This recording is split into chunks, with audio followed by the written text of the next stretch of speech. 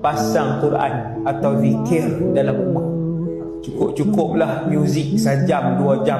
Ada orang dia on muzik dalam rumah. Gantilah sama dengan bacaan Quran. Buka di ruang tamu, tak payah lompat-lompat suara tu, perlahan je bagi dia pasang. Cuma Quran ni dia ada adab dia yang dan disiplin dia yang sangat tinggi, sebab dia kalamullah, kalam Allah.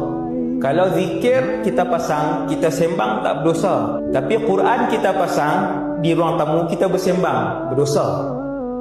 Lain lah. Dia lain. Quran sangat mulia.